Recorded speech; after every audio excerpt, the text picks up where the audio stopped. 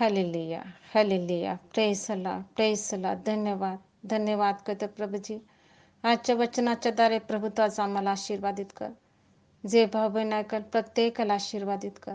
धन्यवाद करतो. प्रार्थना तुझे उपकार म्हणतो. प्रार्थना सामर्थ्य प्रभू येशूच्या स्वीकार कर पिता. आमेन. हालेलुया, प्रेसला.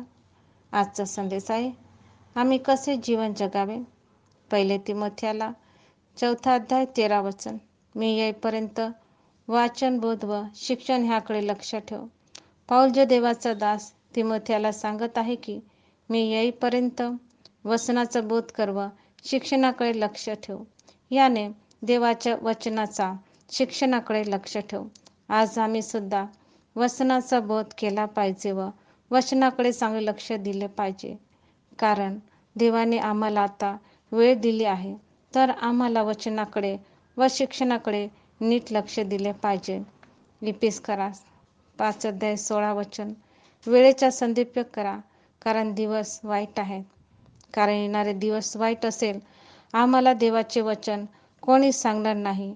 कारण आमोस 8:12 मध्ये वचन सांगते की असे दिवस येत आहेत की पाण्याच्या व अन्नाचा दुष्काळ पडणार नाही, तर परमेश्वराचे वचन ऐकण्यास सबंधीचा होईल.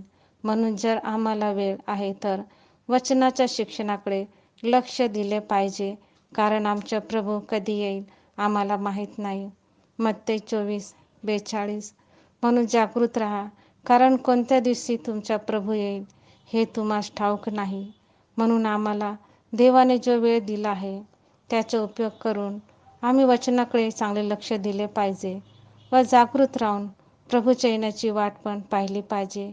आणि वचनाचा शिक्षणासोबत आम्ही प्रार्थना बी केली पाहिजे. 1 थेसलोनिकरास 5:17. निरंतर प्रार्थना करा. आम्ही निरंतर प्रार्थनामध्ये राहिले पाहिजे. कारण वचनाचे जे शिक्षण व प्रार्थना आमच्या चांगल्या जीवनासाठी फार चांगली आहे. कारण आमच्या जीवनातल्या वाईट गोष्टी दूर होतात. कारण देवाला वाईट गोष्टीचा वीट आहे. कलसीकरास 3:8. परंतु आता क्रोध, संताप, दुष्टपणा, निंदा, मुखाने शिवीगाळ करणे ही सर्व आपणापासून दूर करा. कारण देवाला वाईट गोष्टीचा वीट आहे. म्हणून क्रोध, संताप, निंदा, शिवीगाळ ही सर्व वाईट गोष्टी आमच्या जीवनापासून दूर केली पाहिजे. आणि आम्ही देवाच्या वचनाकडे व प्रार्थनेकडे चांगलं लक्ष दिलं पाहिजे.